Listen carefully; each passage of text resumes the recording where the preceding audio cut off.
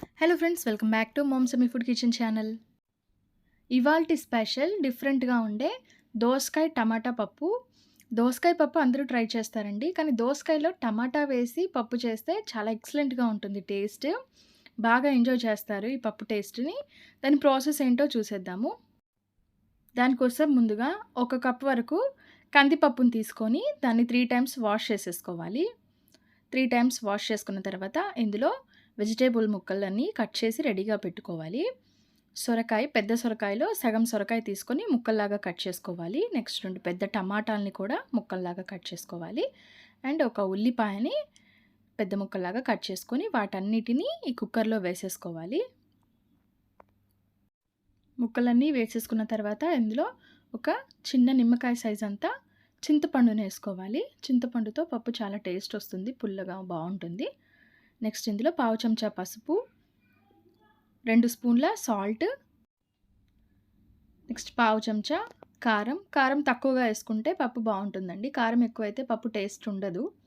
So కారం చాలా తక్కువ వేసుకోవాలి. ఇవన్నీ వేసుకొని పప్పులో వాటర్ వేసుకోవాలి. 1 కప్పు పప్పుకి 3 కప్పుల వాటర్ వేసుకుంటే సరిపోతుంది. ఎందుకంటే ఇందులో మనం వెజిటేబుల్స్ కూడా వేసుకున్నాం కాబట్టి. ఇప్పుడు ఒకసారి ముక్కలన్నీ పప్పులో కలిసే విధంగా కలిపేసుకొని గరిటెతో పప్పు తొందరగా ఉడకడానికి ఒక 2 స్పూన్స్ వరకు నూనెని కూడా వేసుకుని మూత పెట్టేసి 5 to 7 విజిల్స్ వచ్చేంత వరకు పప్పుని కుక్ చేసుకోవాలి. 7 విజిల్స్ వచ్చిన తర్వాత మూత తీసి చూస్తే మనకి పప్పు అనేది ఈ విధంగా మెత్తగా ఉడికిపోయి ఉంటుంది. ఇప్పుడు దీనిని పప్పు గుత్తితో పప్పుని మెదుపుకోవాలి. పప్పు గట్టిగా కావాలనుకుంటే వాటర్ యాడ్ చేయాల్సిన అవసరం లేదండి. లేదు లూజ్గా ఉండాలంటే కొన్ని వాటర్ యాడ్ చేసుకొని పెట్టుకోవాలి. ఇప్పుడు పప్పులో వేసుకోవడానికి తాలింపుని రెడీ చేసుకోవాలి. స్టవ్ ఆన్ చేసి స్టవ్ మీద ఒక ప్యాన్ పెట్టుకొని అందులో 4 టేబుల్ స్పూన్స్ వరకు ఆయిల్ వేసుకోవాలి. ఆయిల్ కాస్త హీట్ అయిన తర్వాత ఇందులో 1 స్పూన్ తాలింపు గింజల్ని వేసుకోవాలి.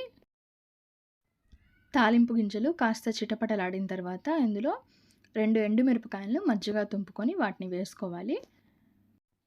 ఇక్కడ ఎండుమిరపకాయల ప్లేస్లో పచ్చిమిరపకాయలను కూడా వేసుకోవచ్చండి. నేనైతే ఇక్కడ ఎండుమిరపకాయలను వేసుకుంటున్నాను. ఇప్పుడు నెక్స్ట్ ఇందులో 4 లేదా 5 వెల్లుల్లిపాయ రెమ్మల్ని కూడా దంచి వేసుకోవాలి. అండ్ నెక్స్ట్ 2 రెమ్మల కరివేపాకు ఆకును కూడా వేసుకొని ఇప్పుడు తాలింపుని బాగా వేగనివ్వాలి. తాలింపు బాగా వేగి మంచి స్మెల్ వస్తున్నప్పుడు స్టవ్ ఆఫ్ చేసేసుకొని దీనిని మనం ముందుగా రెడీ చేసి పెట్టుకున్నాం కదా పప్పు, ఆ పప్పులోకి తాలింపుని వేసేసుకోవాలి.